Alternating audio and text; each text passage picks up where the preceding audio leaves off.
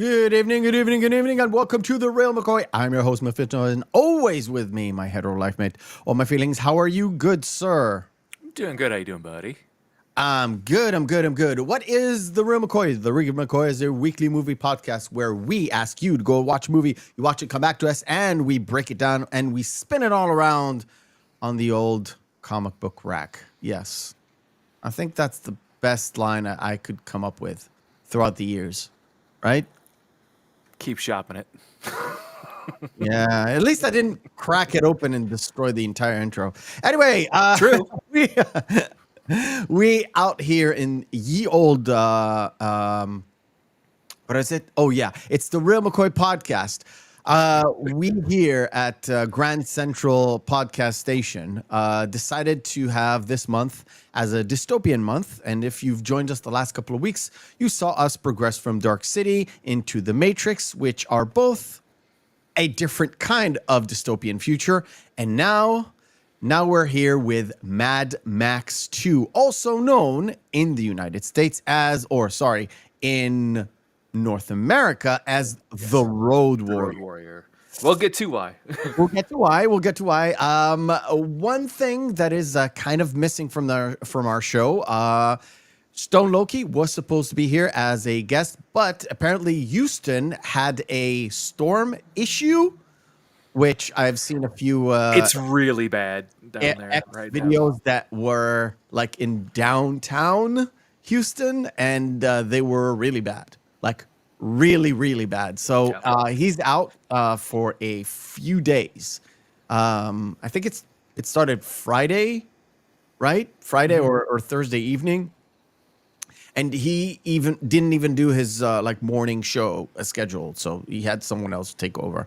So good luck, Loki. I'm not sure you're going to see this later on, but if you are, good sir, we like you and love you, and he'll be on our show on something else.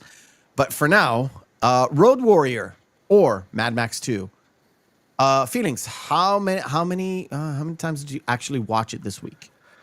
Just had time to watch it once, but I've seen this movie so many times growing up, so Yeah. it was very easy to just be like, oh yeah, I remember everything about this. Yeah, I needed a refresher too, so it was a fun watch actually. So we're saying hello to the chat because Salty Nerd Podcast has just rated us. Thank you very much, all the salty nerds. Welcome to the show. Strap in and strap on because this one is a doozy. And we'll start with our. You know what? We'll say hello to James Dosher as well. We'll start with the beginning, right? So we have a little segment for it. It's called Behind the Screens. Sound production, take 2. Behind the Screens is where we go to my feelings and get the lowdown on everything that is behind the scenes, production stuff. Take it away, sir. So we had discussed a little bit some of this stuff backstage, but really, Mad Max was sort of the original film, the 1979 film, was really the jump off point for George Miller. And when it was released, he got a lot of offers from Hollywood directly to direct some films that became very, very, very big. Most notably was First Blood. Yep. Yeah. Yep. But he turned it down to do this. He turned it down. No, he turned it down because he was working on another project at the time that he actually wanted to make. It was kind of like, I don't know, have you ever seen Tommy? The Who musical? Musical, yeah. I've seen it once. He kind of wanted to make a film that was sort of like that called Roxanne. But he inevitably actually ended up wanting to go back and work on Mad Max after he worked on the novelization with Terry Hayes, who he actually brought on as a co-writer to write the script for Mad Max 2. Oh, okay. Cool. Cool. So there is a lot of weird things from the film that were cut.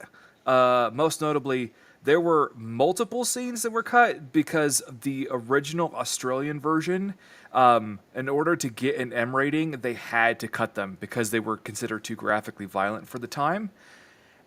And they were cut from there to the U.S. version. They were never included in the U.S. version. And so, but the actual original cut of the film those old original scenes, they're lost. They're gone. No, there was no director's cut that had them. Are you sure? Yeah. Because I have in my notes that one of the things that were cut was Wes taking out the arrow, and in my version, I have it. No, in the U.S. version, the Wes taking the arrow out was shortened. Oh, okay. The scene was shortened, and also the other scene with Golden Youth in the boomerang was shortened in the U.S. version. Okay. For the MPAA. Yeah. So we have the dog in the film, Dog. Yes. Was a rescue. Yep. Yeah. Yeah, a rescue dog. They trained him on set, and they had to give him special little earplugs because he was afraid of all the cars.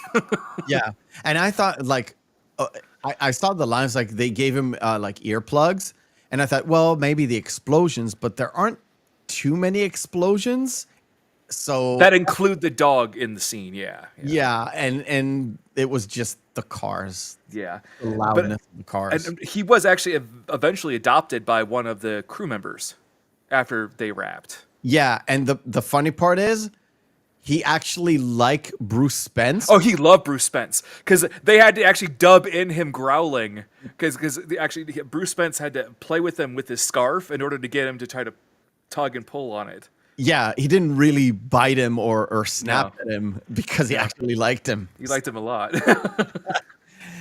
Right, keep going. So, the rig that was used to get close up of Max during a lot of the car scenes, and specifically when he's driving in the rig, they just had an assistant cameraman attached to the side of a plank that was attached to the driver's side of a car, and it would raise and lower, and a lot of times there were several different times where they actually they had to cut during the shot because sparks were flying up because they lowered it too low and it hit the ground. Oh shit! Yeah, there was the entire shoot is filled with a lot of stupidity and the fact that it was filmed in the middle of goddamn nowhere, specifically because of one reason is because it was not supposed to have any rain because it barely got any rain ever. Yeah. But well, turns out that happened. Yeah, and they shut it down for a week. A week? Yeah. Yeah.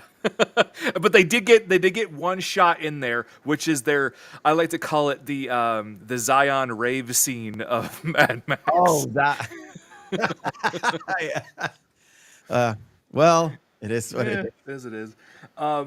Initially, Lord Humongous was actually supposed to be Max's partner from the original Mad Max. Oh, really? Yeah. Okay. But they shut that idea down during production. They're like, enough people don't even remember the first film. That's why, again, in the States, they actually had to call it the Road Warrior because the Mad Max, the original film, had such a limited production run. Yeah. And in the trailers, they had barely any of for North America, they barely had Mel Gibson in it. They just had all the car chases because Mel Gibson was relatively unknown at that time. All right. Yeah. All right. Well, so originally this was supposed to be the actual end of the story of Mad Max, and especially given the narration, it makes sense. Because George Miller, after this, he didn't want to return to it, but he was convinced by another writer and also by Tina Turner to make Beyond Thunderdome, and that's why she's in it too. There's a few other reasons that I have. One of them is he wanted to do sort of a story about Lord of the Flies, where an adult comes in to the scene where he's not supposed to be helping the kids, but he's helping the kids, and it kind of morphed into it does morph into Thunderdome, because that is a subplot of the story. Not the fun part. I really don't like that subplot. Thunderdome. At the time, the film boasted not only the largest Australian production cost for a film that was shot in Australia, but also the largest explosion in Australian film history for the Yeah. compound. They had to notify airlines and local mines had to actually literally shut down during the day when they had the explosion go off. Yeah. And Miller said that the explosion was so deafening, he felt the shock waves a couple of days later, which is a bit of an exaggeration on my Yeah. part. But yeah, I mean, it's quite a huge explosion if you think about it. I've seen an explosion that big, like for real, not without the whole fire bit. That's a lot of like gasoline and stuff. But I've seen an mean explosion that big. gasoline? You feel it. No, Yeah, I mean you feel it. Just concussive force. Just Oh yeah. But so if you notice, there are. It seems that it's a little bit jarring. I think the first time you see it, but when you know why he did it, it makes sense. And also, like even in subsequent viewings, it's still a little bit jarring. How the film will randomly speed up Yes. and then go back. It's because Miller actually dropped it to 12 frames per second because he couldn't get the cars to drive fast enough because of the terrain it was on. Yeah, they were so like out. They were out in Yeah. the middle of goddamn nowhere. Yeah, they had. I think they had problems like getting dailies because they came in. Yeah, because they would have to come in like a day or two later to actually view dailies. Which is weird, but yeah. It's nuts. Everything else is really scene by scene as we had talked about. There's a lot of notes that I have, but they're really particular to the scene. Yeah, me too. Maybe the only thing that is worth note is Emil Minty, the wild boy. Yeah. Mel Gibson taught him to throw. Yep, throw the boomerang, and he also taught him how to headbutt. Yep, I have that too. Like headbutt movie style, and Yeah. from this movie on, this was kind of like a Mel Gibson. It was Riggs. It's Riggs's move. And Emil Minty still has the boomerang. Yep. In his office. Yep. Which is that. And I've got a few more things like stunt stuff. Right, we'll talk about it. Right, cool. Yeah. Mad Max 2. I'm gonna bring it up in just a second for you guys. By the way, guys, if you like the stream, like the show, please contribute. If you have any information, stuff that you like, stuff that you didn't like, we love to hear it, and we'll highlight it. Of course, we don't have a guest, so your take is as good as our guest's take. I believe so. So throw what you've got. We love it. We love everything. So Mad Max 2. Let me bring it up. Of course. There we go. And there. It kind of starts off with an intro. It's the narration by the feral kid, because that's what he's. But we still don't know it's him. It's the feral. Well, we don't know until the very end of the film. But again, the feral kid basically giving a narration of the entire story of what happened, which is basically. Miller was smart enough to realize that this was going to be was going to have a larger international run. So he basically just went, so I'm just going to give you the entire recap of the first film now and the reason why there's a post-apocalypse. Yeah, because in the first movie, I didn't watch it this week, but and I've it's one of those movies where I watched a couple of times when I was a kid or a teen.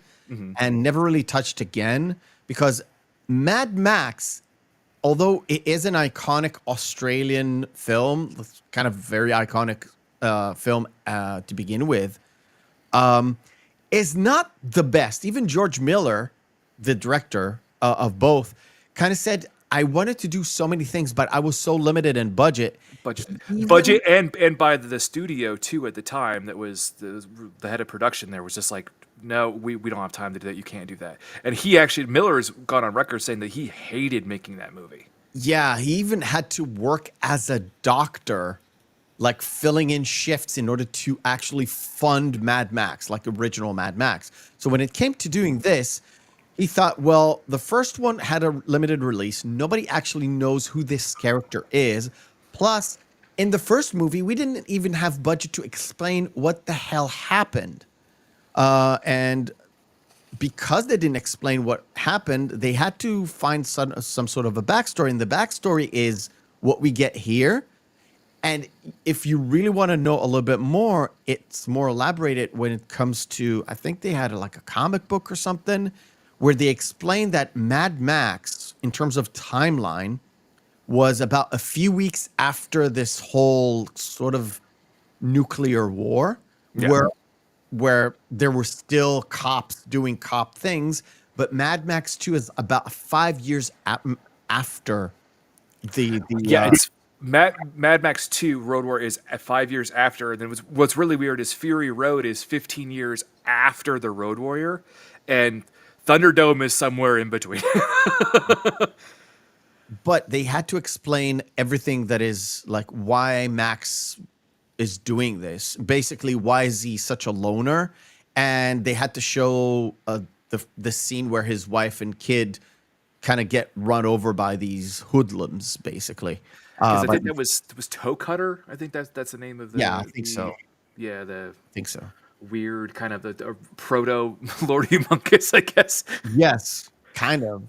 And the whole first scene of Mad Max 2 or the Road Warrior, whatever you want to call it, starts off with not really a similar chase, but a chase nonetheless, because it cuts from the young Mad Max to the rough and gruff kind of older Mad Max with the white streak in your hair. And I know you've got the note about why he looks the way he looks. Partially. I wanted to bring that up really more at the end when how Mel Gibson was fine with shooting until the very end when he was covered in that fake blood mixture.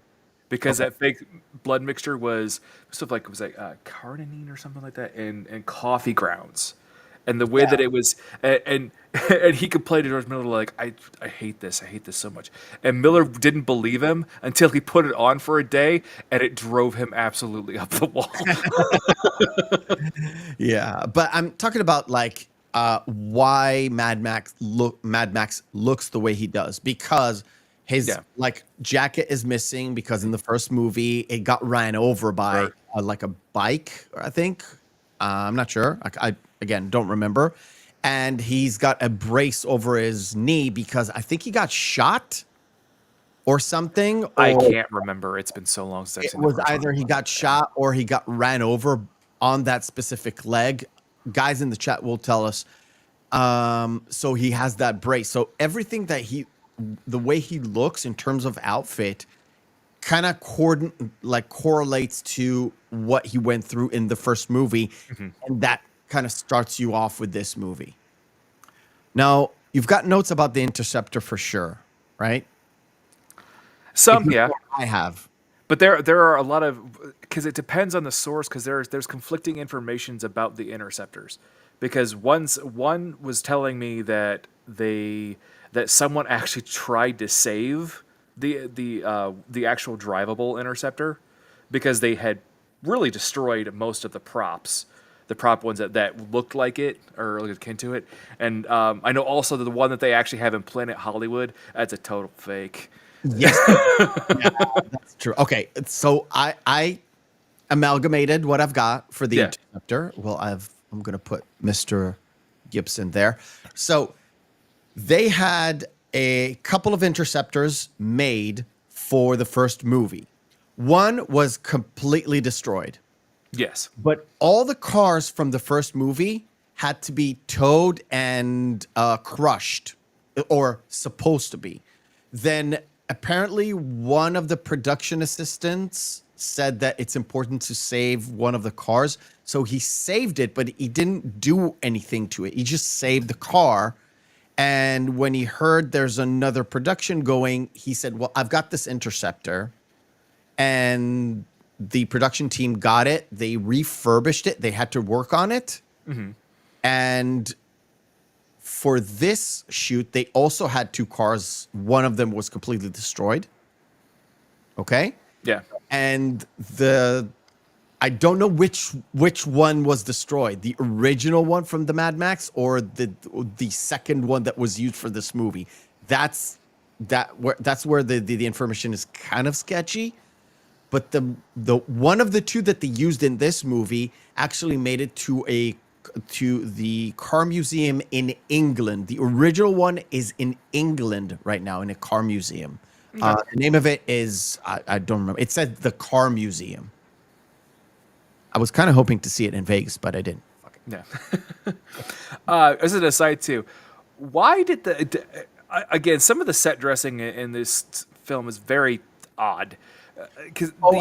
I've got something about that. Yeah. First, just that one shot there with the rig that comes important later, but just the random thing, like the vermin have inherited. We ran out of space, Earth, on another.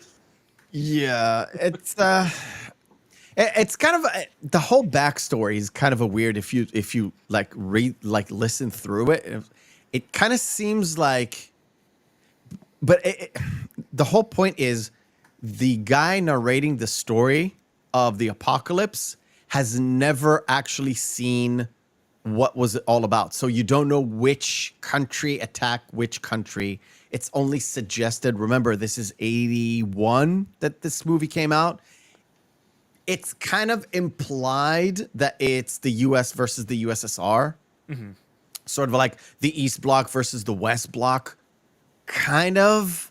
And the whole gasoline oil problem, well, that was of the time because we just came off of like the oil crisis in the late 70s. Yeah. So that was kind of incorporated into the story, where in the first Mad Max, it was a few weeks after sort of everything happened. So still no shortage, not even thinking about it, still cops running around.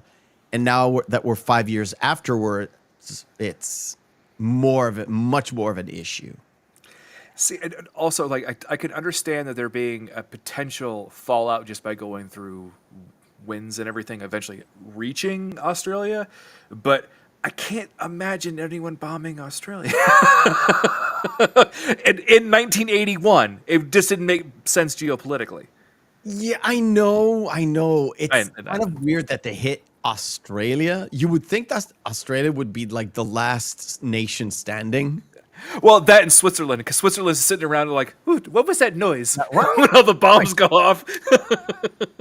I love you, Robin. Thank you. Yes. But no, you said about the costumes, and the costumes are a real big thing. And the costume. Like, I love that the costuming, because this was mentioned in another film that we reviewed, and I can't remember which one it was off the top of my head.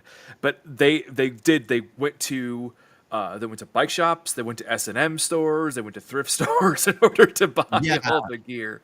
And the thing is too, the set was cold. It wasn't warm. It looks like it's like in a desert-like climate. No, it was freezing. Yeah, and they had to do it in winter because they wouldn't be allowed to do it in summer because it was incredibly hot. Yeah. It was incredibly hot. Now, anybody who was in a desert, doesn't matter which desert it is, know that in the winter, it might be fine, like during the day, but at night, it's freezing cold. It's just a different kind of freezing cold. Plus wind, because there's basically no mountains in most deserts. So it's not a fun place to be. I think Mel Gibson even said that it seems glamorous, but in fact, it was quite horrible. Yeah. And well, that's why, like, that you feel so bad for a lot of the marauders, especially Wes. Yeah, who was? Yeah, I was gonna say assless chaps, but all chaps are assless.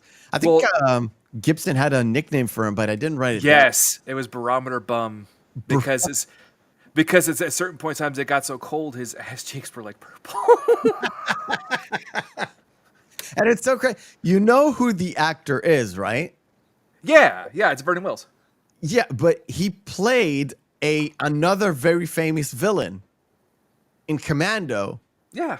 He played Bennett, Yeah. which was hilarious because I didn't make the connection until like 3 days ago. Oh, and also, can we just say like Wes, like the best evil henchman of all time? He is right up there though in that list because really, like Lord Humongous, he's a big deal. But when you think about Mad Max, especially the Road Warrior, you think of Wes as the villain more than Lord Humongous. I don't know. Yeah. I've had a ski mask thing in my head for a while. I think it's so strange because the ski mask was inspired by it was supposed to be inspired by Jason, but I'm not sure the timeline fits. I saw a remark. Doesn't seem no. I saw a remark and I thought, well, don't think Jason. And that's a different kind of mask too altogether. Yeah. I mean, yeah. inspired by is one thing, but like I said, there's stuff that I saw for reputable websites were like, are you sure? Because the timeline doesn't really fit. Add up. Yeah. I was like, Well, you're thinking that in retrospect, like, oh, it possibly could have been, but they're probably not thinking of trying to really put, yeah, to do the math there. I think that the timeline fits. So I'm like I said, it's in my head, but I didn't write it as a note. Yeah. One of the things, and we kind of mentioned that, and I mentioned it at the start of the show, Mad Max or Mad Max 2 is a different kind of dystopian future. Mm-hmm. And it's more, I would say, less Eastern, like I said, with the Matrix and Dark City, and more of a Western kind of a thing where it's more themed as in it's a wasteland. Correct, yeah. There are cities. They do mention that the fact that there are big settlements that didn't get hit or people kind of congregated in, but most of it is wasteland. And one of the things that is really kind of puts you there as a wasteland thing is there are no guns. Most of the guns or most of the weapons are either like melee weapons, thrown weapons, or just straight up bows and arrows, crossbows, right? Yeah. And that's most of the deaths are basically crossbow related. Yeah. Which kind of brings it the first encounter we have after the whole truck thing and kind of introducing us to Wes as the outlaws and stuff is Max finding out this gyrocopter. I'm not going to call it a helicopter, a gyrocopter. Okay, because he's the gyro pilot. That's who he is. Yeah. And he fucking grabbed. Well, first he has the snake trap. Yes. He's like, oh, you're quick. And when Bruce Spence pops out of the ground, like you gotta love Bruce Spence in this role just because he is the comedic relief. And Miller says that Bruce Spence was so integral, and the gyro pilot is so integral related in the entire film because he brings Max back to his humanity. Yeah, by making him laugh and making and not only that, he is like the pivotal character. He's not the hero, but he facilitates everything that our hero. He's the catalyst. Yeah. Everything that the hero does, and it's so. I didn't even think about it. Yeah, he's like so important, and especially at the point where he rescues Max's life. Right? Well, yeah, because they're partners, man. Don't ruin a good thing. Hey, Griffin, how you doing? Enjoy. Is this a private party? No, never is. Private party. But you can say anything you want in the chat, and we will highlight anything you say. because we are missing a fellow guest. All right. So we do have basically him being able to turn the tables on our pilot friend here, and basically and again we have dog. Yes.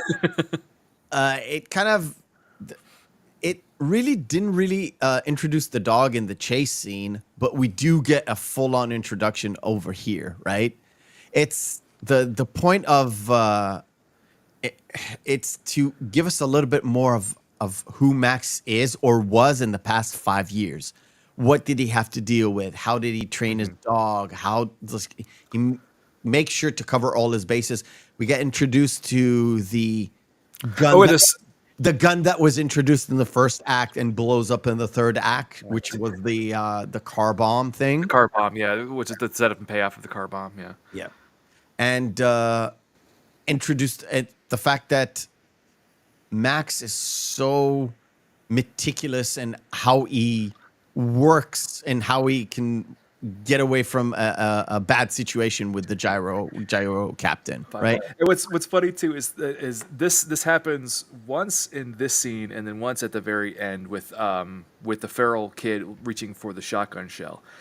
Yeah. The hands is one of the assistant director's hands. So when he's going under and he's grabbing the machete from underneath where the switch is for the bomb, yeah, that's the director's hand. Really? And at the end, when the feral kid, when the hand is going for the shotgun shell on the hood, yeah, that's his hand. Why would they do that? Like, I get maybe the shotgun shell may be a bit of an issue because it's a moving truck and everything, but it's a stationary car.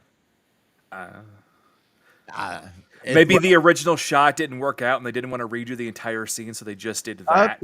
It could be. So, again, because they had issues with getting dailies back in time, so maybe it's they're like, well, we can't redo the whole damn thing, so let's just... All right. Well, we're going to stop here before we get deep into the entire movie because we're going to play our first game of the night. It is called Missing Marquee.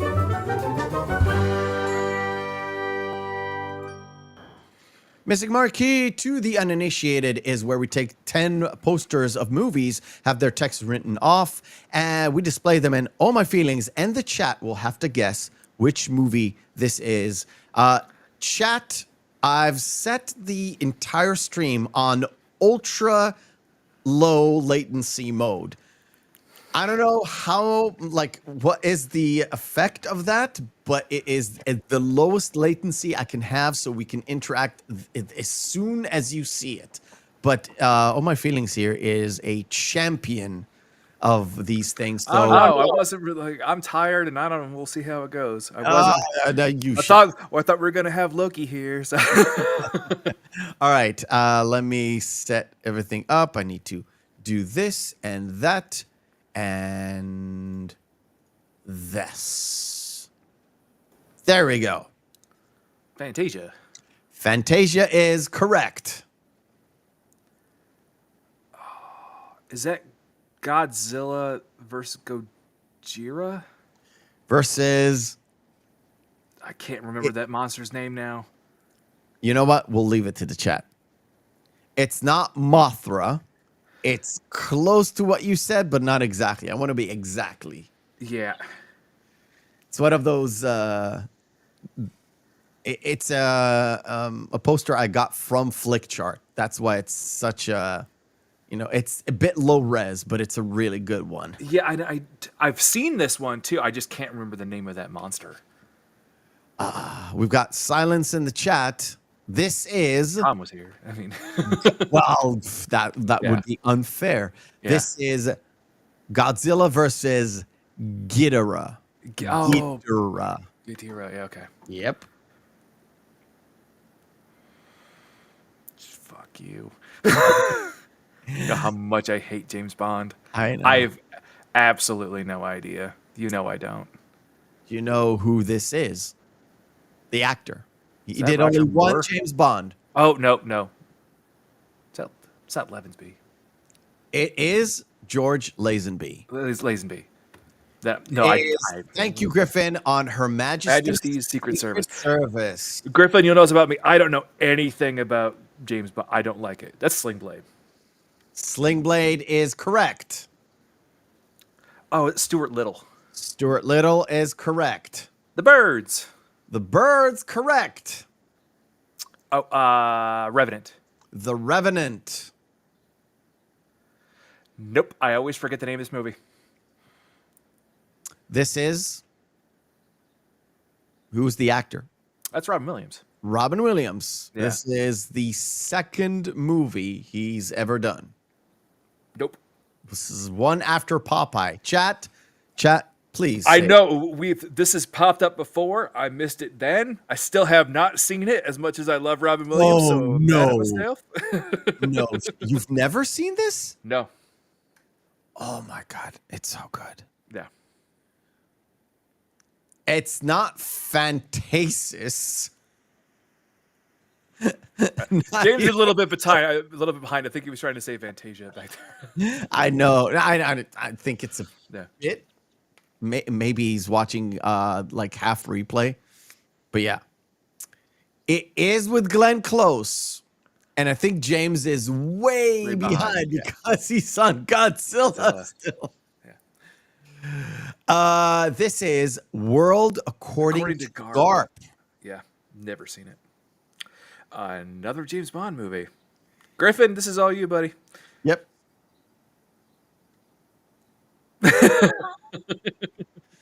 No, Griffin, it's not something about Garp or something about Mary. It is Thunderball. Thunderball. I think one more.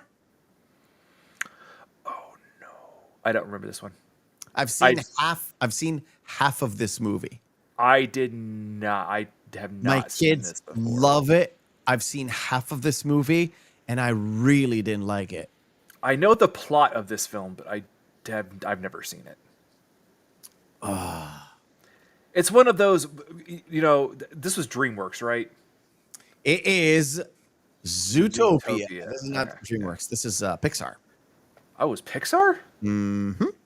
I thought it was one of those random, No. It was Pixar. Oh, I figured because since I had never even seen it, I figured it was one of those random DreamWorks animated films that was just way out there. I think it's the last really good Pixar movie, and then it kind of... Yeah. After that, it was a hit or miss, because I know a lot of people, including my kids, who love Encanto, but it didn't really... have a cultural impact, not like Frozen, or even Frozen 2 was better or had a little bit more oomph than Encanto. And Encanto is not a bad movie. It's like, I didn't like it. Well, Thierry Kane has a good point there for Zootopia. Never saw the movie, but I've seen the fan art. Oh, I'm wondering which kind of fan art did you watch? Did you watch the regular fan art or the Rule 34 fan art? And if you don't know Rule 34 fan art, I'm saying, no, given the ellipses, I'm assuming it's Rule 34. Probably. All right, cool. So the whole point of now, the gyro captain and Mad Max are joined together at the hip. I love the whole dog holding the little fake plastic bone attached to the gun. That's the gun, And the dog is so well trained, he's not moving in order to shoot the gun. But then a few scenes later, we kind of realize, well, the gun has no shells in it. Yeah. So it was all fake, and let's just say it's another one of those points where probably George Miller thought this would be hilarious. Yeah. And it kind of was. Yeah, and the pilot going, "Oh, that's just low." But we have basically the setup to the arrangement where the pilot's saying, I'll show you where the compound is. Yeah. And then after he shows them the compound, then he actually sees the trucks going in and out, and the actual oil rig, ka-chunk, ka-chunk, ka-chunk, as the pilot so eloquently states it. He handcuffs him to the bark of that tree, and he goes, "Well, we had an arrangement. The arrangement was I wouldn't kill you, and I reckon you got a bargain." Yeah, and to me, one of the most Australian things, I reckon. Yeah. It's Well, not. that It's not well a. that It's not a redneck. I reckon it's like an Australian. I reckon. Which well is, that and gasoline. yeah, the And of gasoline. course, Dinky D dog food. Dinky Yeah. D is it's an Australian term meaning all right, or that's good, that's real, you know.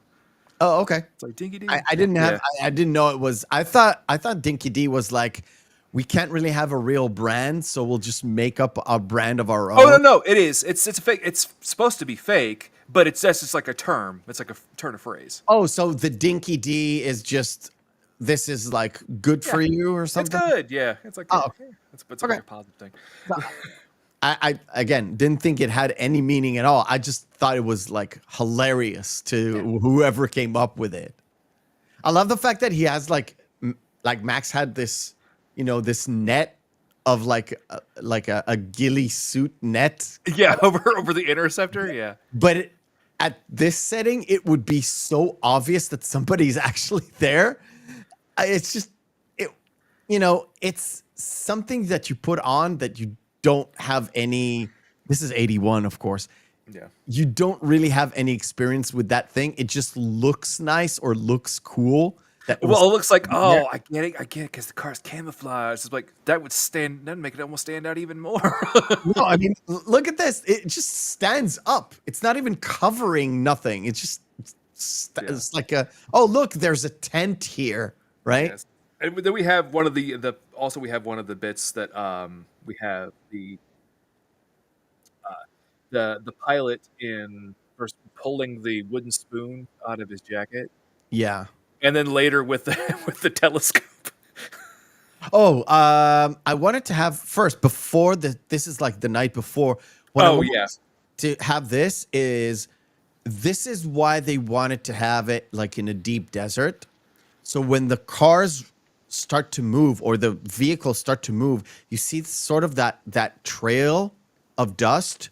And because they're so spread apart, there are moments where it's like clamped up together, so you don't even see the cars. But when there are individuals, the bikes and stuff, it looks very menacing, or it looks very cool. I don't. It's a cool shot to me.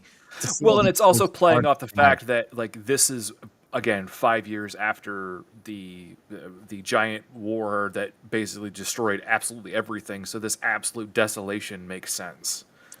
It's not just the desolation; it's the fact that it's sort of a cool shot to have these cars driving in the desert and have them have that little dust trail. It just, I don't know. It was a cool shot. And to be fair, George Miller, I don't know if you have it in your notes, apparently he edited a lot of the movie without sound at all. Just make sure the visuals are a key sort of. He wanted to have the visuals down as much as possible, so it would be visually looking great. Again, because he couldn't do what he could do in the first Mad Max. So yeah, I wanted to you wanted to see the next shot, which was really cool. The juxtaposition between Mad Max and the gyro captain with the big kind of thing, and then we have the dog just spiking the camera so hard. but like Max looks over and sees the telescope and just grabs it from. It's just like here. Well, it's more of a spyglass, but anyway. Then we have basically that from that one scene we got to see some of the settlers in the compound leave. And then Wes and a lot of the Marauders go after them. And there's that sidecar that goes off where they get taken out. And there's an unfortunate scene that happens to the lady. Yes, but they don't. You know what? I don't know if they completely shot it and then cut it away, or just did the old, okay, we can see the boobies and that's what figure out what's going on. I'm thinking that this may have been one of the actual scenes that was cut out. Remember, I told you before, they actually did cut out like a real full scenes that were just completely cut from the film and that were never shown again. I'm thinking that this is probably one of them. Yeah, I guessed so, because it seems like it was like going there and then hard cut away. Yeah. Because the gyro captain kind of takes out the telescope. Max kind of takes it from him, and then he gives it to him back, and he looks at something, and then he turns away. Well, then there's the scene where the raider, once he's done, walks over with the crossbow, and then it just shows pans on him, and it just shows the arrow shot going down, and the shock look back at the pilot. Yeah. So I have a feeling that's where one of the cut scenes was from, probably. Again, to be fair, for a movie like this, there's minimal nudity, really. Well, really, there's just her, and that's it. Her, and there's the one where in the morning they kind of drive off, and there's a moment where like this dude and this chick kind of having it on, but somebody rips their tent or something. So yeah. Well, and then there is the right. It's nothing. Yeah, it's there's really also nothing. the mechanic has it was an actual literally it was a Playboy centerfold. Yeah, that was hung up. Yeah. But again, that's I'm talking about just the only kind of scenes that show any kind of nudity at all. But I think that's I was gonna say, because of the whole the cutaway scenes. I'm guessing it was mostly like extra violence rather than just full on nudity. That's what I'm thinking. Yeah. Yeah. All right. So the whole point of Max season opening, because Max, his whole point is I need gas. His motivation is not I want to save these people. I want to, I want to take over this humongous guy. No. His whole point is I need gas. Those are people with gas. I'm going to make sure I'll get in there somehow and bargain for a gas, right? It's because he goes to the guy who got attacked. He's got like 2 arrows attaching him to his own car, basically. His chick or his wife or woman, whatever he's with, she's dead already. Well, because I don't think that was hers. I think it was the other guy that was in the compound, because he asks about her specifically, and he's distraught when he learns that she's dead. That's right. So the woman he was with. Yeah. Well, anyway, whoever his travel companion there, to put it that way. Whatever it is. We're talking about this guy. So what Max does is he frees him, and then David. David, that's his name. He goes to bargain with the people in the compound itself, and of course they don't trust him whatsoever because he looks like one of the gang. Well, they have it. Then they have that actual juxtaposition between them. All the settlers that are in the compound are all wearing in white, and all of the raiders are all in black. And what is Max wearing? Yeah, and Max is wearing black. Exactly. Yeah. It's sort of like they mistrust him, but they trust him enough to get him in. Because they brought David. They want David back. Well, and they also they got another car, worst case scenario. And also Max makes it again clear from not just his intention being untold. He flat out tells him, "I'm just here for the gasoline." Yeah. And I want to talk about, you know what? We haven't talked about this on the behind the screens. Max doesn't have a lot of speaking lines whatsoever. No, I think he only has 16 lines or 17 lines in total in the entire film. I think so. I have very limited. but it's very limited amount. And one of the things, and I talked to you like the backstage about when I was trying to do some research about the like actual stuff that happened. A lot of websites kind of conflate information between the first Mad Max, the second one, the third one, and Fury Road, all jumbled in together. And one of the things that were mentioned there was, why do people get so annoyed with Tom Hardy not having too many lines? It's very fitting to the Max character because, oh, look, in Mad Max 2, he didn't have a lot of lines. Yeah, but in Beyond Thunderdome, he did have a lot of. He had a lot more lines in Beyond Thunderdome. Yeah, but also I think it's mostly just due to the fact that Mad Max Fury Road came out how many years after Thunderdome? We hadn't heard this character for so long. For most people, it's their first actual introduction to the character. They had never seen any of the first 3 films. So for them, seeing a film at that modern time with a protagonist that doesn't speak is off-putting. Yeah. For us who have seen the films, like, oh, it makes sense because he's Max. And the fact that it had been 15 years after this and how many years after Thunderdome, he has gotten even more reclusive. Yeah. Let alone the fact that never mind. Mel Gibson is not let's just say not Hollywood's favorite son anymore. No. Used to be though. So yeah, there was a certain point in time where people could not get enough of Mr. Gibson. So. I mean, have you seen Burn on a Wire? Never mind. Never mind. I was gonna make a joke, but then go I ahead. Forgot the name of the movie. What? Yeah, I know, Paul. Protagonist. Yeah, you have to the anti-hero. Whatever. I would know. What Women Want? Yeah. Have you seen What Women Want? I saw What Women Want. And hello, Paul and Becky. Welcome to the show. I hope you enjoy yourselves.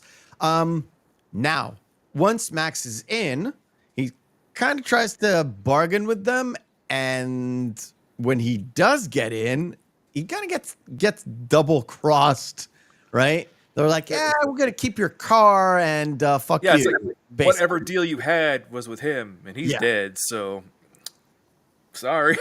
Sorry, we don't give gasoline. Or by the way, nice car, mine now. Well, even the mechanic goes, that's a V8. Yeah, a rarity. V8 Interceptor. That's very rare. Yeah, like. And the mechanic, again, showing how good he is, he disabled the bomb like immediately. Yeah, and it kind of sets him up as like, and it's actually very important in terms of story-wise, because later on when the truck comes into the compound, he's like, I need 24 hours. 4 hours. You got 12. You got 12. I was like, all right. It's sort of like he's like the Scotty of this place, so he's gonna do it. The thing that doesn't make sense, which I know we jump all over the place. Yeah, at the final chase, I know Warrior Woman. That's actually literally the character's name. Yeah. Warrior Woman fights with the mechanic, saying, "Hey, you can't come with us. Like you're needed." It's like, why did they let the mechanic go with Max on this near suicide mission? They need the mechanic to take care of the cars while they're driving, don't they? They have 2,000 miles to go. Yeah, that's something that didn't quite sit with me. Yeah, that didn't make any sense. I mean, he had his sidekick go with the crew, but he's just the sidekick. Yeah. Right. So yeah, I don't know. Maybe, that's like going to a local auto body shop and being like, so I want the guy who's worked on cars for 40 years and knows like every integral part of an engine, or do I want his son who just graduated from trade school? Yeah, I think I want the dad to work on my car. Dad. But you mentioned Warrior Girl, and it kind of harkens back to what I was gonna say, because kind of like few scenes after that, while the Humongous is coming in and trying to Toady. Bargain, is the whole boomerang scene where the Golden Boy, I think he's called, Golden Youth, Golden Youth, gets killed, and it brings up a kind of question that was lingering to me, and we can bring it up now. No, okay. This is good. First of all, the Golden Youth was supposed to be a woman, so Wes's girlfriend, essentially. And Warrior Girl was originally Warrior Guy. Yes. And they switched it. Now, the reason for the switch, generally speaking, was George Miller said, well, in the dystopian future, we kind of break the mold because everybody needs to be ready to defend themselves and all that stuff. So women take on more masculine roles, and men, it depends on their hierarchy, will take up more feminine, not really feminine role, but a more of a backseat to actual fighting. Wes's actor actually said, well, we did build a backstory in which he's my boyfriend. Well, no, actually, that's not true. Really? No, because Vernon Wells actually said that, actually, according to him, it was actually supposed to be not his lover, but his surrogate son that he had saved before, and that's why he's so distraught, and that's why Lord Humongous says, no, we've all lost someone that we love. To me, watching it back after all these years, as an old perspective, I saw him as his lover. And that's either way works. But it just shows like Wes's reaction is the most important thing, not really that. Because actually, the reason why that was really brought up is because Miller just kind of let the actors make up their own kind of backstories, because there's no actual story, like truth either way, because it was never actually written as a story of what their relationship was. Yeah, yeah. That's to me, just because of the way they're clothes, dude. They were full on Blue Oyster Bar, like the entire fucking crew. All the bad guys, dude. All the bad guys were straight out of the Blue Oyster Bar. Yeah. It's hell bent for leather. It's hell bent. Very, very much so. And I really wish that they could have got that song for the soundtrack, because it would have been fucking perfect. How about, there's probably some like an autist out there in the universe hearing this podcast. It was like, oh, I can do that. And yeah, puts on. It's supposed to be like maybe in the chase scene, but to me, it was like, oh, okay, I get it. It's 81. You can't really have a gay character in that sort of a movie. You can if it's like a gay friend, but not really in this kind of a movie. So it's maybe implied. Maybe the actors thought about it from beforehand. And to me, even if it was a lover or if it was like a surrogate son, like you said, Wes's reaction is the most critical part of the story, where it takes Humongous's like arm to subdue him, like basically puts him in a sleeper hold. Right? By God, they put him in a sleeper hold. The other important thing about that scene too is the feral kid. Yes. Emil Minty. Again, we know that how we talked about how it was Gibson who taught him how to throw a boomerang and everything. But what's odd is this is the only stunt that he did not do himself was the actual backflip. Oh, really? They had to bring a local gymnast to do the backflip because he couldn't do one. Okay. Weird thing to throw in there, but okay. But all the rest of the stunts, Emil Minty did. Oh. Yeah, as a little kid, like, you think they would have some problems with that? I guess not. Well, he did all the headbutts. Yeah, but we do have again the best part of the Toady saying the Ayatollah of rock and rolla, and then Toady trying to catch the boomerang and all of his fingers getting chopped off, and everybody just losing their shit like, you idiot. And it's so weird that they get chopped off, which is not fun, and then there's zero blood, like zero blood. Well, it does show him later with like a rag, like you can tell that he's holding his hand like in kind of a fist. It just has a rag with some kind of red liquid on it, and that's it. And then we have, of course, the important line from Lord Humongous, which always reminds me of the sexual education episode from South Park, where Butters is like the Lord Humongous, where he's just walk away. It's give me the pump. I thought maybe that's the line. I don't know. No. I'm joking, of course. So we have got a camp or a compound full of refugees or people who know that they can't really withstand a full-on attack. So they're sitting there. And by the way, at this point, Max is chained up for some reason because he's a prisoner. I don't know Yeah, why. well, they had handcuffed him, and he actually already picked the Yeah, handcuffs. while this whole exchange is going on, he picked up his handcuffs. They're like, "What are we gonna do now?" And he And gives. This is also while they're arguing. The feral kid comes up to him, and this is why he gets attached to Max, because Max gives him the music box that he found in the rig. yeah, Again, setup and payoff from the very beginning of the movie already. yeah, and the whole point is, he's like, I know of a way to help you out, but I need this much gasoline, this much diesel. It's like they can refine gasoline and diesel. Diesel? Yeah, that's where it's like.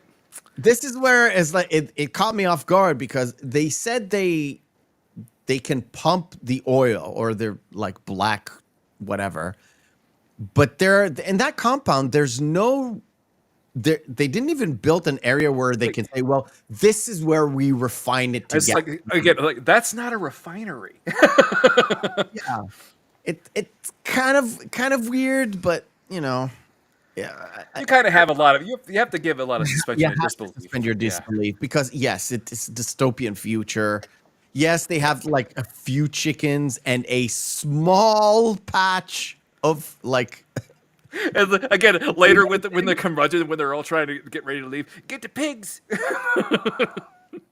But they do have an argument about like what we should do, and then of course Max comes up with the solution. Look, I know of a rig. Now, again, I haven't seen the movie in a long time. I forgot that the rig that he saw in the first part is the rig that they used. I thought they already had one in the compound, so they didn't quite get why they couldn't. No, they have the No, tanker there, they but they had the need the tanker. truck. Yeah, Yeah, they need the truck in order to drive it. Yeah. I don't know what I was thinking when I was watching this. Like, wait a minute, what? Oh, that's right. It's just a tanker. And also, as a side, I know we're jumping all over the place. Yeah, But I know. at the end, the reveal of the fact that it was full of sand the entire time. How'd they fill that fun thing up with sand? And when did they fill it up? Yeah. Without having Max not noticing it? Because it looked like he was surprised it was sand, Yes. right? It was supposed to be like because there's no talking, there's no explanation. It's just him physically acting with his face because he opens up the thing, he looks at the sand, and he's cracks like he doesn't smile, but he cracks a bit of a Smirk, like, oh, you yeah, cheeky smirk. bastards. It's like, oh, you fuckers. Okay, they got me. But you have this sort of a tribal council of sorts Yes, on what with, to do. And what's the head guy? Papagallo. He's like, yeah, we have basically no choice but to give him the gasoline and hope that he brings back the rig. It's like worst case scenario, like we still have his car. It's not like we're giving him his car to drive off with the gasoline.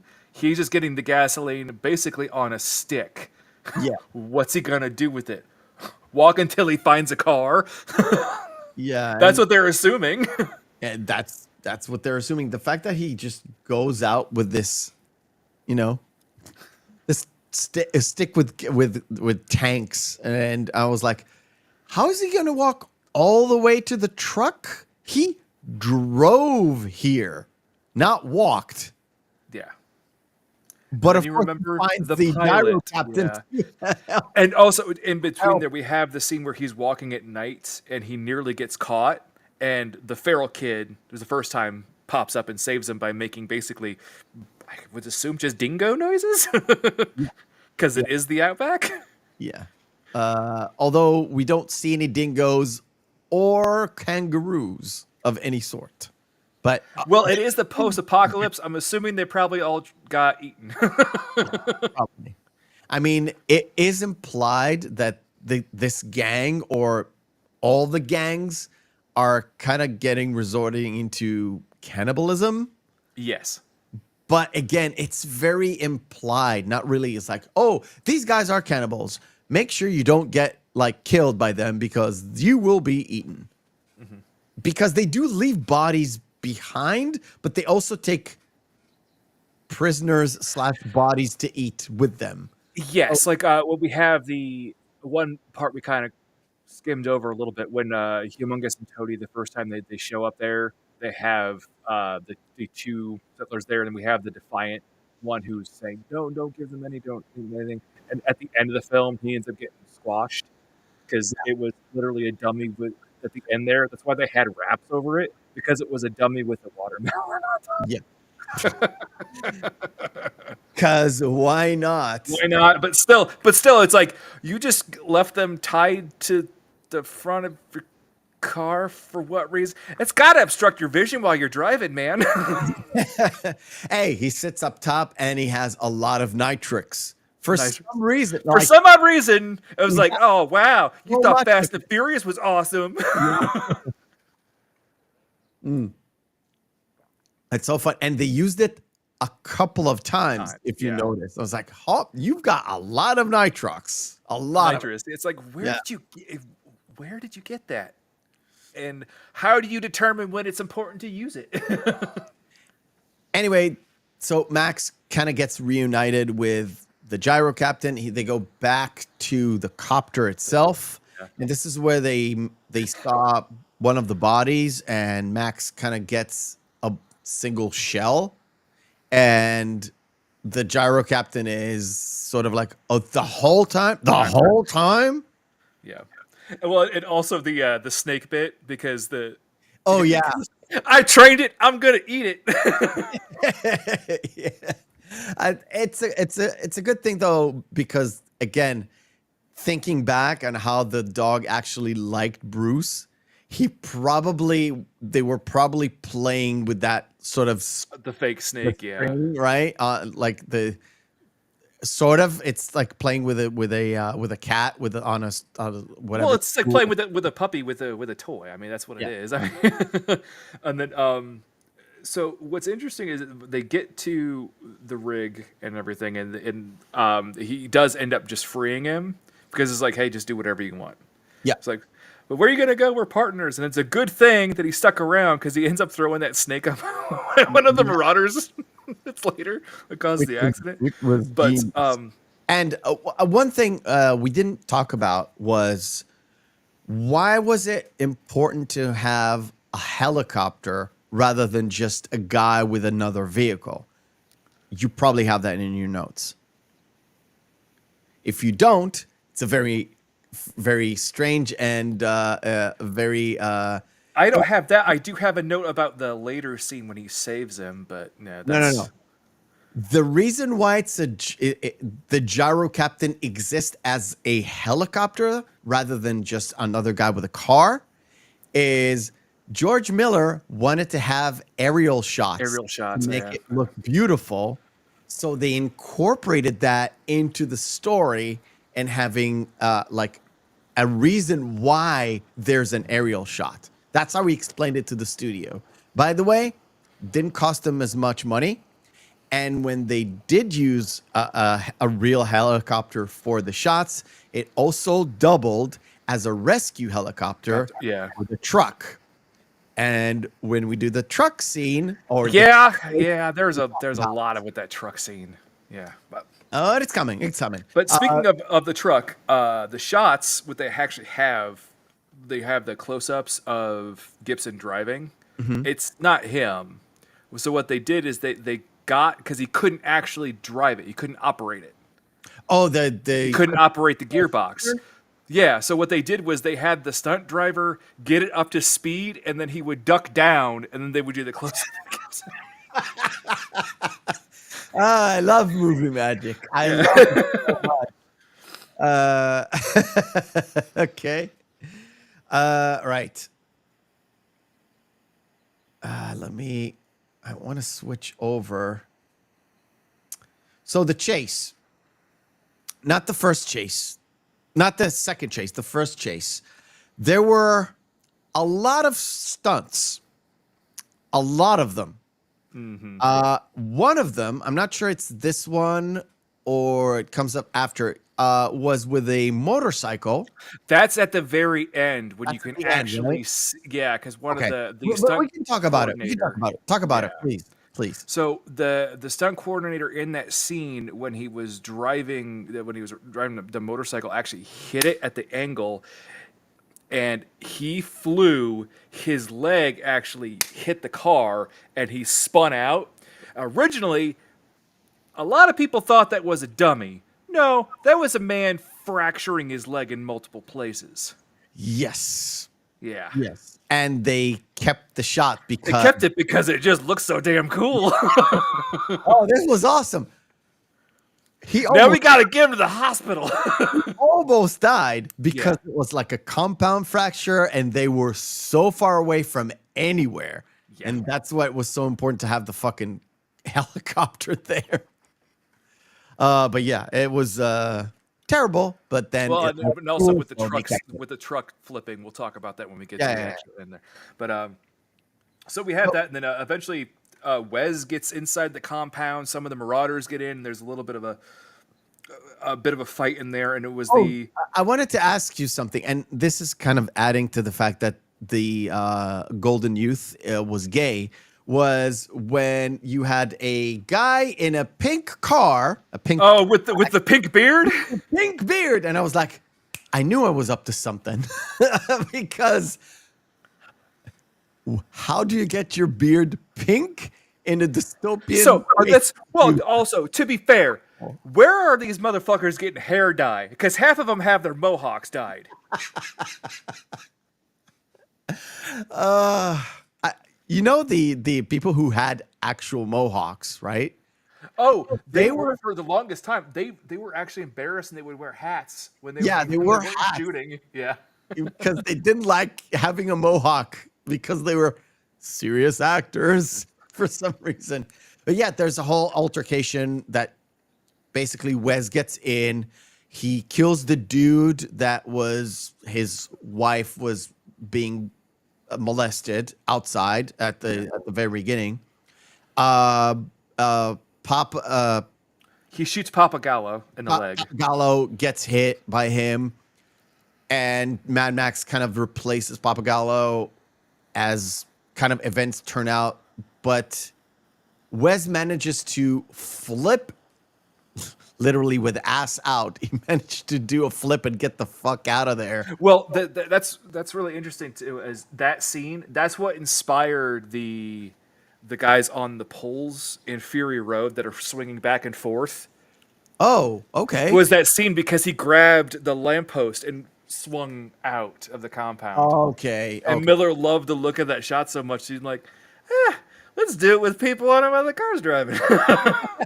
Okay. But it's the whole scene is pretty intense, but you get the sort of like, okay, these guys on the outside are not really trained killers, but they have a killer mentality. And the people are on the inside, yeah, they can defend themselves, but not to the extent of repelling every attack. So they know they will eventually have to leave, which that kind of, it's sort of an escalating thing where the people who didn't want to send Max away were like, we have to send him away because we know we can't withstand this onslaught for a long time. Yeah, it's an inevitability that they are going to just run out of people. And yeah. Which goes into an A-team style, it's time to like fix up the truck and get the fuck out of here kind of a moment. Yeah, the mechanic and his assistant, when they're reading off the lines, that is probably one of the thickest Australian accents I have ever heard in my entire life. I've heard more, but it when it comes to like thick bogan Australian accent, it doesn't get very far from that. See, I wish my friend who is a fellow chatter, Feckless Finn, was here because she is an Aussie, and she would either confirm or deny that statement. Okay. If you don't know, bogan is like a redneck. If you want to compare the two, basically an Australian redneck is a bogan. But yeah, it's sort of like, and they're gonna leave that guy being the mechanic. and the mechanic going on the suicide mission, like we said, which It's like that doesn't make any sense. And also, I'm sorry, I am all for people that are differently abled, but I mean, come on, man. Come on, dude. I love the fact that he has this sort of elaborate rig, but you basically only see it once for a second and a half, and they built it so it when you see the mechanic, you mostly see the mechanic in the strap, but he is strapped to a contraption, full contraption that can move, right?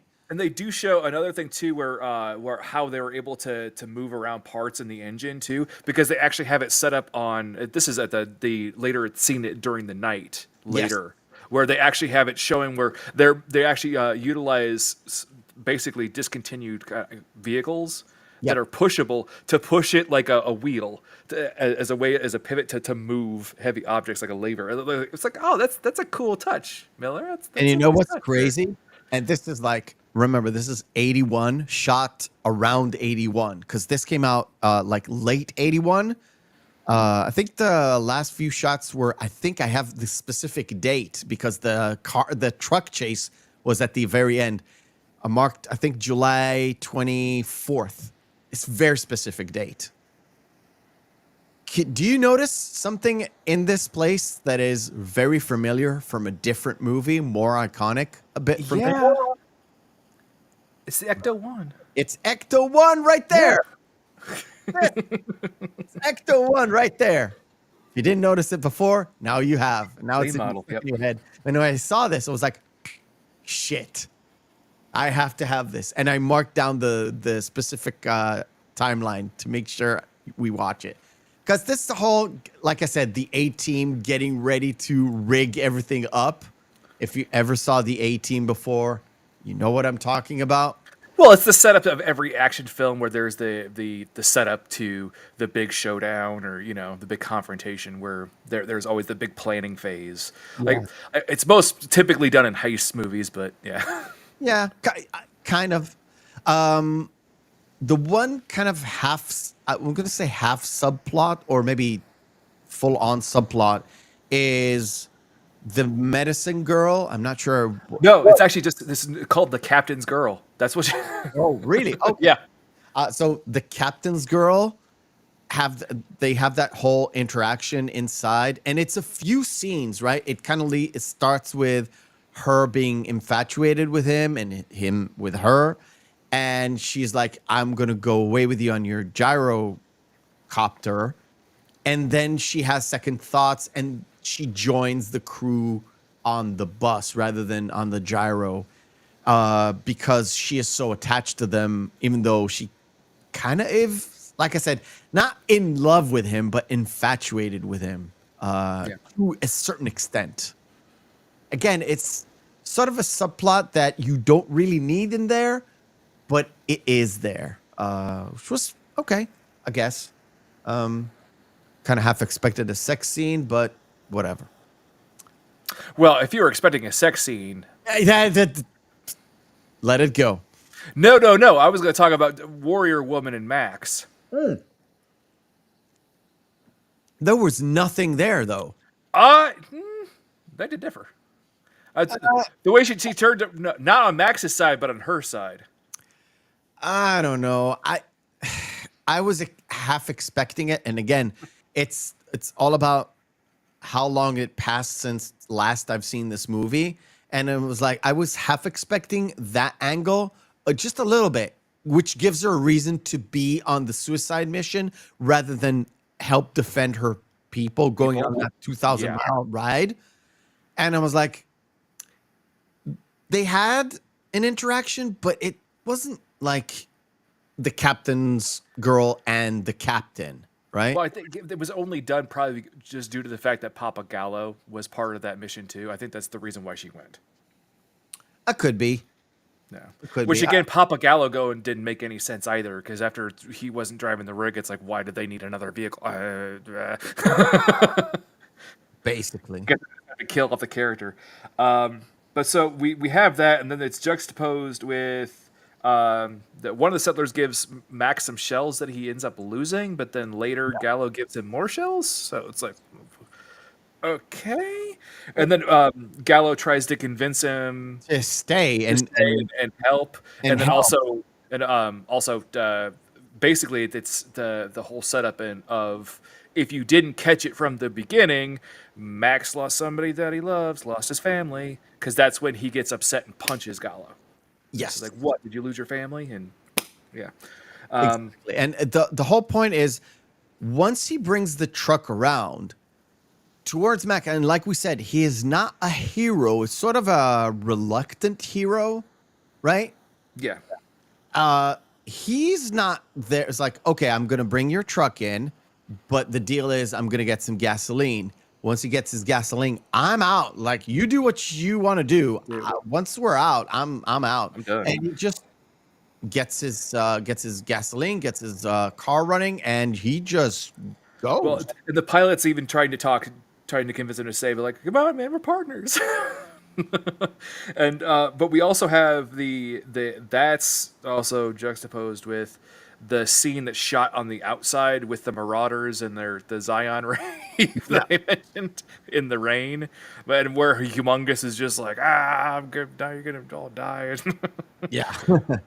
And the whole thing is they're taking the Humongous truck to go after him, but Humongous stays behind because he is more like he wants to like guard the compound. That I didn't get. Well, because it was only just Max that was driving off. Yeah, and they just went with him with the humongous truck. Like, Oh yeah, was it Humongous's vehicle? Well, actually, no. I think it's that actually is kind of explained later, because remember how Humongous ends up punishing Wes because he has Wes handcuffed yes, like a dog on a leash. because what, they went after him and taking his truck. I guess. Yeah. Because you're wasting gasoline, and also Toady dies this way, and one of the other guys dies that way because the car bomb goes Because off. the car bomb. Yeah. Because And also the saddest bit in the whole thing, they shoot the dog, man. they shoot the Why'd dog. they have to shoot the dog? They shoot the dog because John Wick. I don't know. It really is sad because you would expect the dog to live. I don't know how, but you expect the dog to live. And they also have one of I think one of the most famous shots of Mad Max is, I think it's this shot, right? Very hard to like center. Oh yeah. This is one of the most famous Mad Max shots where he's like completely bloodied, broken, and he can't even hold his own gun to shoot these guys. But they end up killing his dog. I think this is after they killed his dog, and then the car explodes because it's full of the extra gas he got plus the bomb. Because he put the bomb back on. Yeah, because he put the bomb back on before he left the compound. Oh, we did kind of skip over the fact how the feral kid kept trying to get in the car to go with Max. Yeah. Yeah. And he threw him off, and eventually he took his music box and the music box threw it, yeah. far so he can just go away. Yeah. So then we have the pilot coming to save Max, and this is a fun note because they actually utilize the safety or the rescue helicopter that they used, and also the helicopter for aerial shots to get this shot done, because they basically just had Gibson on a plank that was secured to the side of the helicopter facing downward to get that shot. So it was just, you could just see Gibson and the ground. Yes. Yeah. This is scary. It's a scary, scary shot. It's a scary shot. Miller had noted the fact that it's like, there is absolutely no way we could get away with doing that today. It would be done probably with the green screen, and it would look terrible. It would look so fake. I know of one guy who can do it. Tom Cruise. Well, yeah, Tom Cruise, because he's a fucking madman. Yeah. Like, oh, I'm almost gonna die in a scene? Sign me up. Sign me the fuck up. Yes. All right. We're going to pause here.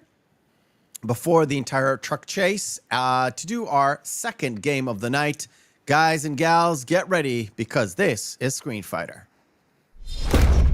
Round 1, fight. I don't want that one. No. God damn it. We're only 146 episodes in. It's not like our first episode, man. Shut up. Shut up. If I was sentimental, well, I'm going to say that till the end of the show. Never mind.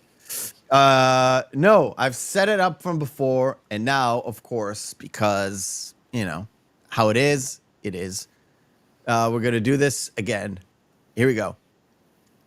Come on, Flick Turn. It is, of course, Screen Fighter, where we take two movies, pit them together, and see which one is the best one. If there's no discernible difference between the two, both of them are good or both of them are bad, we fall into our criteria, which is Saturday evening, Friday evening, out with the boys, out with the girls, out with a significant other. Two movies in a vacuum. Which one will you pop in? And this is the choice we have, ladies and gentlemen, as I'm going to do this and that and this. Goldfinger or Django Unchained. Chat participation is most welcome. Just shout out the movie you want to support. Feelings? Even though I do believe that Goldfinger is probably the best Bond film, Yes. and Django is, and when we reviewed Django, we were like, it's not as good as I remember it. Nope. I'd still watch Django. I admit I recently saw Goldfinger on a whim. On a whim. It's very memeable, but it's slower than I remembered. I really like Goldfinger, but I would go with you with Django Unchained. Just because it's a little bit fast. It's longer. Django is longer than Goldfinger. I love the Goldfinger premise. I love the Goldfinger story. It's probably my favorite of the Bond films because of all the memeable moments. And yes, one of the females there is called Pussy Galore, which is just excellent. I'm going to go with you. Chat is divided as well.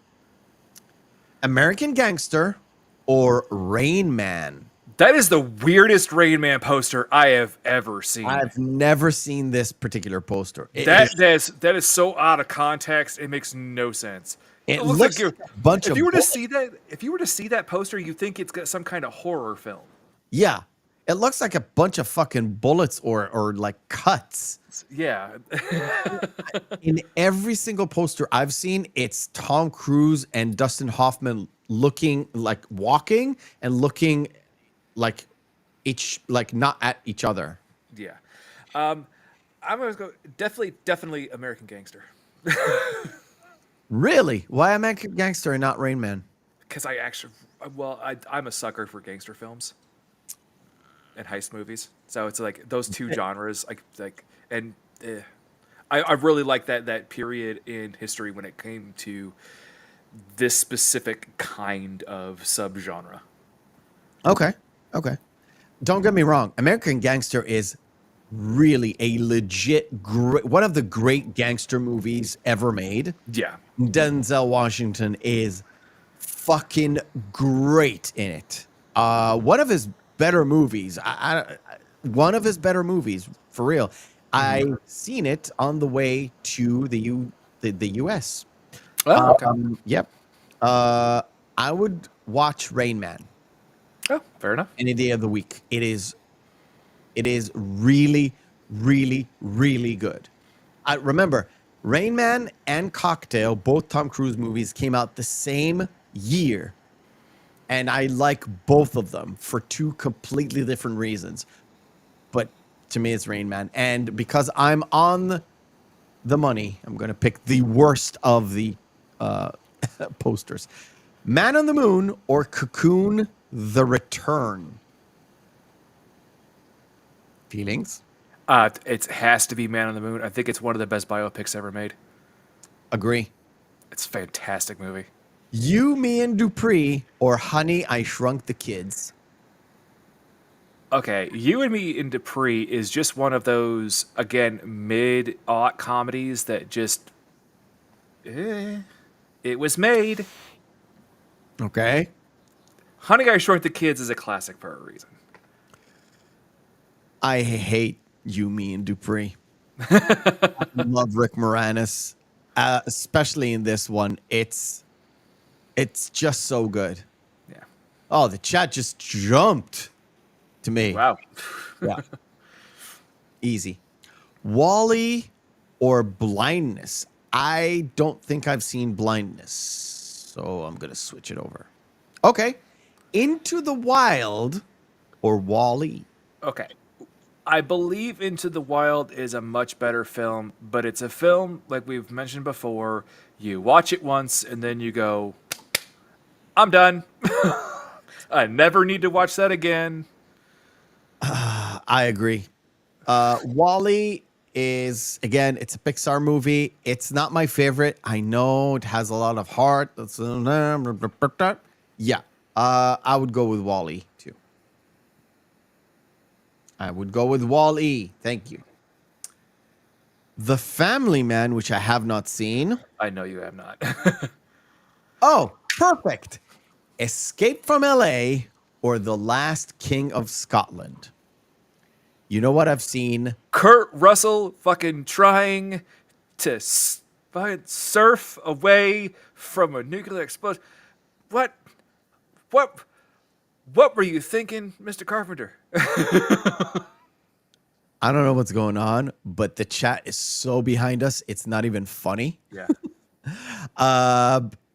I've seen Escape from New York and Escape from LA last Sunday. They're both equally excellent, but one of them is far superior than the other one. Yes. I'll leave it at that. Uh-huh. They're both ridiculous. Last King of Scotland is a great biopic, but I would probably watch Escape from LA. Right. Now, And then I'm going to watch Escape from New York again. I was gonna say if it was Escape from New York, this would be no contest. But I think that's Forrest Whitaker in The Last King of Scotland. That's movie's fantastic. I'm going to click on The Last King of Scotland, even though I would probably watch Escape from LA. I know. Miami Vice. Oh, come on. It was just to get it over with. Yeah, it's not even a contest. They Live. This is our last competition. That is such a fucking amazing They Live poster. Oh, my God. They I Live love it. or Junior. They Live. I mean, Is that an easy choice for you? come on. Yeah. And that poster is fantastic. I'm not a horror fan, but I would watch They Live every single day of the week. Junior is so horrible. Junior is a bad movie. To be honest, it is almost unwatchable. The story is so convoluted and so dumb. I don't know what made Arnold do this movie. I have no idea who convinced him that this movie is like the next comedy he should do. I have no idea.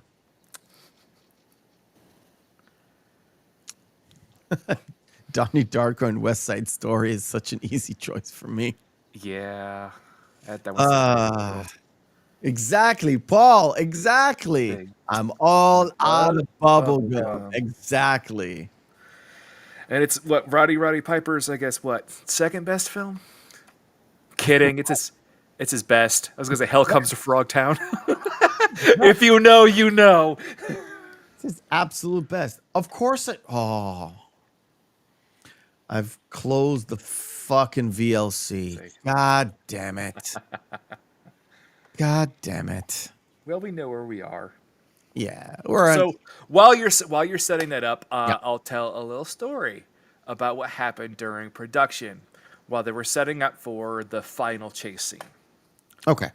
Now, while they were doing this, they were getting all of the cars actually set to do the different diversionary runs and have everything set up. They had all the cars set, and they were getting ready to shoot, and then came a mail carrier Okay. driving through. They tried to divert him, but he said, "No, no, no. No matter what, the mail must go through."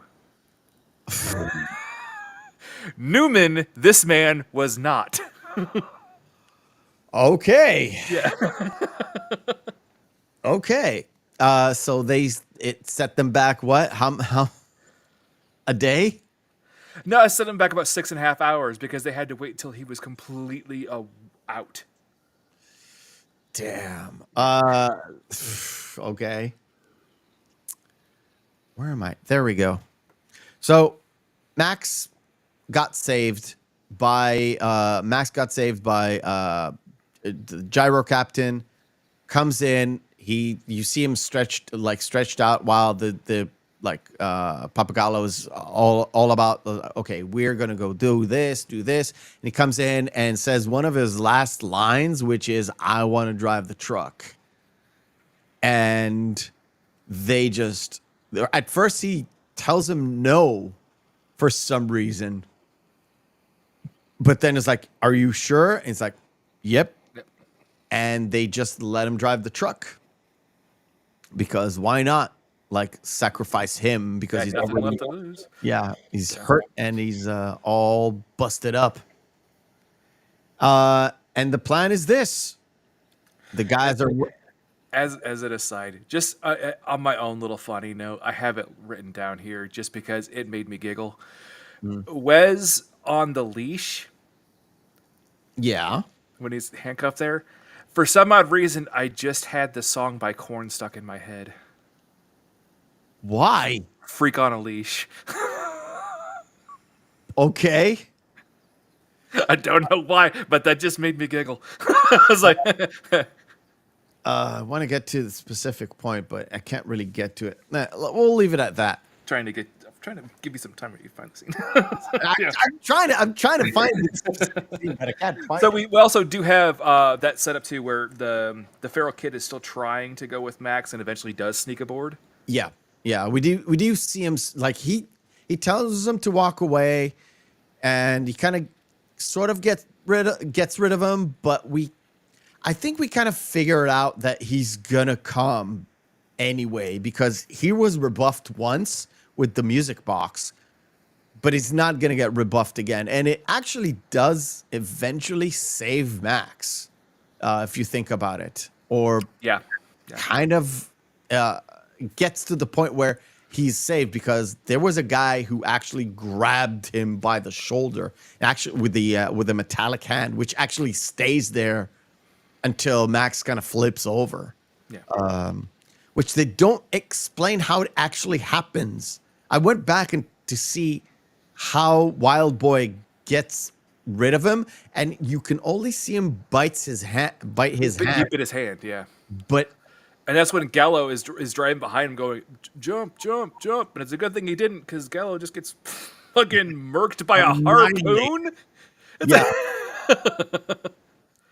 And how, like, the harpoon comes in front, but Humongous Throws it from behind. So how did that happen? But yeah. He's Lord Humongous, the ruler of the waste. He's got magical power. I don't know. I don't know, man.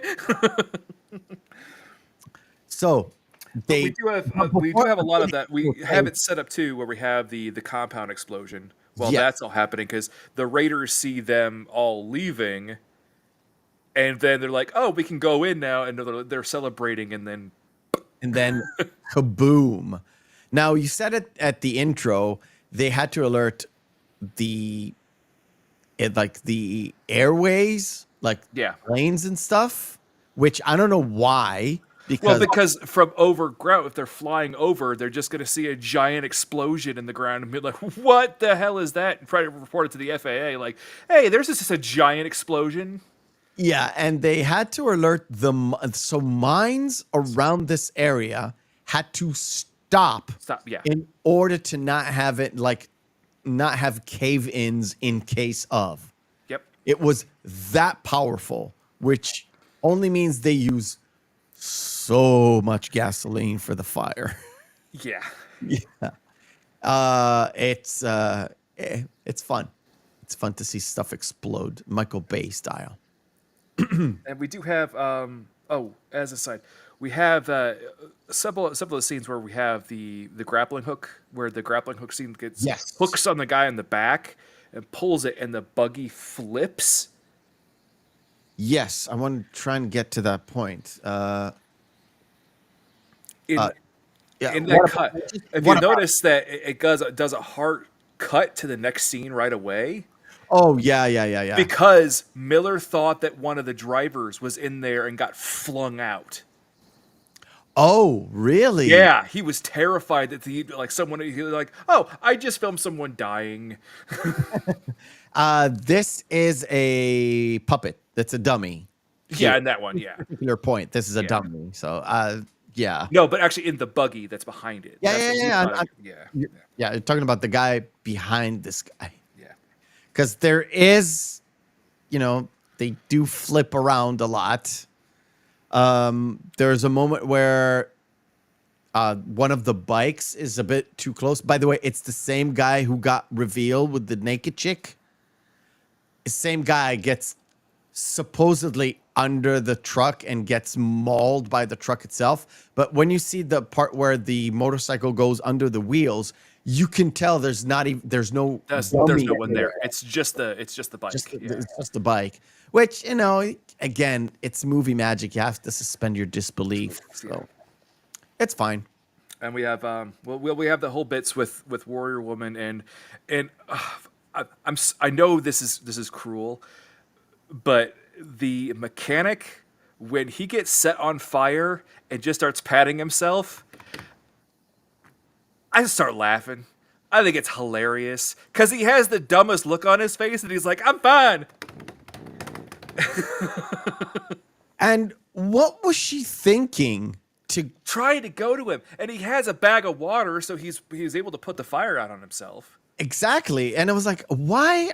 You're so exposed, and they have fucking, let alone the air powered arrows. They have actual crossbows.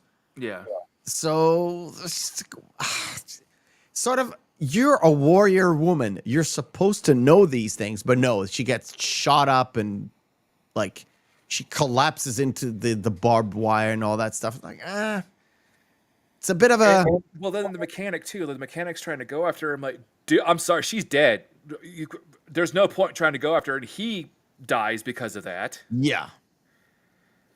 And to me, what I didn't get, and this is like this part with the gyro captain and the snake was fucking hilarious. Oh, that was before. Yeah, I know. I love the fact that they got this particular shot done, which is, the shot looks great. Oh, it looks fantastic. They were moving really, really, really slow. Oh, yeah. Well, that's why they have that. Again, we mentioned the speed up up that makes it look really artificial, and it's a little bit jarring the first time it happens, and it's still a little unsettling every now and then. But you can clearly tell, like, when they do, especially like he has Max's final scenes in it is just him telling the kid, get the bullet, get the shell, but they didn't change the fact that it was already like the lines were already sped up. So he's talking really like, get the bullet, get the shell. Yep, exactly. And it's pretty apparent, but again, movie magic. Now, let's get to the sort of the final bit. The final bit is, the trident throw, which I have on screen. The trident throw, and I love the fact that the handle of it is just a femur. Yes. It looks, dude, the entire thing looks cool, but because everything there, you would think, oh, yes, they can manipulate this into something crazy or something functional, right? Yeah. But I wanted to say is, I mentioned the July 24th bit. They had a full schedule of everything, including the gyro going down, the humongous truck slamming into the truck itself and then flipping it over, right? All of it was scheduled for one day. Yeah. All this chase was scheduled for one day. But they couldn't do the flip because when they shot the humongous truck slamming and getting annihilated, it actually caused a lot of damage to the truck. Yep.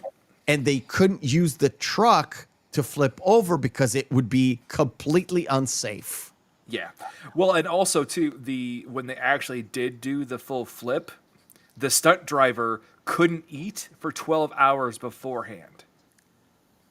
Because Just in case they had to emergency evacuate him to a hospital for emergency surgery. Yep. I have that in my notes as well, which Yeah. is crazy. It's crazy. It's They're like, really this crazy. is probably going to go south. So just in case, George, you can't eat for 12 hours. It's and the truck they did they flipped a fucking truck. It's practical. Yeah. It's a It is practical effect. practical. They had to do it. The same thing again right there too, where you get to see the bike scene too that we mentioned before. Yeah. Where is it? Now I lost it. Yeah, it's way before that. Never mind. But we talked about it. I wanted to get to sort of the Wes. I have it. I'll have it on while we're talking. But the Wes kind of. There we go. That sort of in an action movie. We'll call it an action movie or action set piece. You have the sort of a horror film trope where you have the guy who you thought was dead coming to have that one last haunt. Surprise, motherfucker! I'm alive, bitch. Right? That whole sort of scare moment, right? That whole he scares the wild boy for just a second, and Wild Boy is still kind of shook up as Max kind of pulls him away. And then he just slams into the humongous truck, and that kind of solves everybody's problems. Well, that too is a question like, Anymore. what was Lord Humongous thinking when he just drove into that? Yeah, It really didn't make any sense. that was also kind of a strange decision that they made in terms of story Yeah. wise. I didn't understand why they did that. Like, why? I don't know. It's like I have an unsolved mystery, we'll call it. But by the time Wes and Humongous kick the bucket or get slammed into, all the rest of them are like, yeah, we're gonna give up, because there's a moment where they see like the debris and the truck kind of spilled over. They don't see that it's spilling out. They don't see the sand, but in a way, they're kind of intelligent enough to be like, at least sit back and wait, because it's like, oh, that's probably gonna explode. I have no idea why they left. I really have no idea why they left. Even if they thought Max was dead, they would probably try and salvage that tanker, or at least some of the gas in it. Or at least check to see if there was actually, Yeah. anything left to salvage. Yeah. But I think they would at least, sit back and again, at least wait, because again, you probably assume it was going to explode. Yeah, and of course, we kind of skipped over the fact that the gyro captain smashed into the ground, but in a matter of minutes, He's fine. He's just driving up like a little go-kart. It's like, what's going on, partner? yeah, what's going on? What's the deal? And all that's left is the gyro captain back on the bus with everybody and with his captain's girl driving off into the sunset into that settlement that they talked about. Yeah, with the feral kids narration and saying, well, that was the last time we saw the Road Warrior. And one of the things that kind of ties everything back together is we have the same shot. We have the same shot that we had at the beginning, but this time it's moving away from the Road Warrior rather than moving towards the Road Warrior. but it's basically the same shot in reverse, which is when we start the story, we go into Mad Max, and when we stop or when we finish, it's the Road Warrior and it's going back. And that's about it, with sort of like the people in the background driving off into the sunset, basically. And that's it. Yep. I really enjoyed rewatching this. This movie It's a fun movie. This movie is unintentionally hilarious. I'm not even joking. Yeah. Like, Wes is such an out there character, and the Gyro Captain is an out there character. Even Humongous is an out there character. Yeah. Even Toad, you know what? Toady is an out there character, right? They're so out of the ordinary, we'll call it, in their own way, that it keeps Max, which is very like stoic, stoic, not even a hero character. We'll call it, is he an anti-hero? I'm not sure, because he's not really a hero. He's got, one heroic moment. That's it. Yeah. Where he's like, I'm going to drive the truck. That's Where he's it. actually being a little more selfless. Yeah, because again, they would say like, well, what about when he went to get the rig? It's like, well, he was doing that to get gasoline. He wasn't doing that because he wanted to help these people. Yeah. And when he left, he sort of like, he accepted his fate of being dead, I guess, because he should have died with his dog. So there's nothing left to live for. So I'm going to go on the suicide mission. Again, it's selfless, but there is an alternative moment, motive, not motive. Can't speak. There's an alternative motive to his sacrifice where he doesn't really have anything to live for. He lost his wife, he lost his kid, he lost his dog, and his car. So, and that's why he's content staying behind with the truck, because he's got nothing left, right? Yeah. He's not going to go with these guys, with this sort of compound people. So he's done. And that's why it was supposed to be the end, because he's not supposed to live right after it. Mm-hmm. So yes, it's a country song, sort of. But yeah, I can't really call him a hero. Otherwise, all the other characters that are surrounding him are fucking hilarious. Really is. And it makes the movie a lot more fun. This is Mel Gibson's favorite of the Max movies. Mm-hmm. This is George Miller's favorite of the Max movies. It just, everything kind of clicks together. But if you look at it on the face of it, it's a pretty simple story, right? There's not a lot of moving parts. Yeah. There isn't like a secret or a mystery or something. There's that flip right at the end with the tanker not having an actual gas in it. But otherwise, it's all simple and done. And if you've listened to this entire podcast and still haven't seen Mad Max 2, this is a moment where you have to go and watch it. Because nothing we say will, I don't know, come close to the experience of having Wes's naked butt flying about. Like, really. Anything else to add? Feelings? No, not really. I mean, again, this is a pretty cut and dry film. There's really, All right, guys. Thank you for joining us. Thank you for the salty nerds who came over and stayed for this long. Thank you for the regulars. And next week, we're going to go into another we had a lot of fun this week. Next week is not going to be so much fun. Yeah, next week is it has road in it. Yes. It's called The Road. It's 2009? I believe so, yes. Or 8. It's a movie that I have not seen, so it's going to be a different experience for me. You're in for a treat. Yeah, I don't think we have a guest for next week, but since I touched upon this and I waited until quite the end, we didn't quite celebrate this week, but it's fun to have a week that is just me and you because we have a special date coming up, which is, I think it's May 22nd that we decided that is the day. Oh, yeah. We don't have a day because our first ever podcast or show that we did was Blazing Saddles, which was recorded and was unlisted on the channel because it wasn't even supposed to be on this channel at all. No.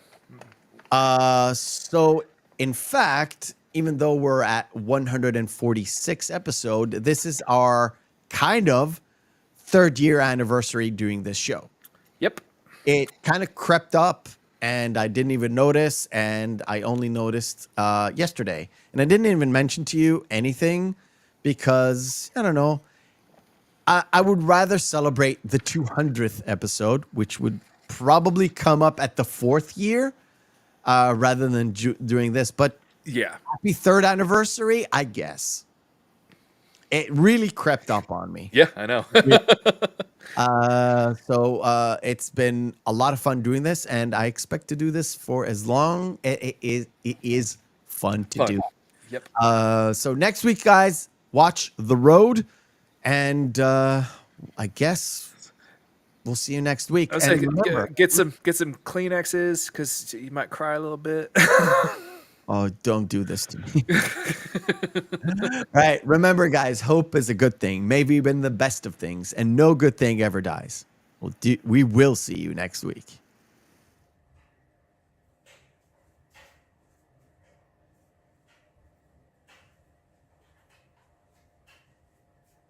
You're still here? It's over.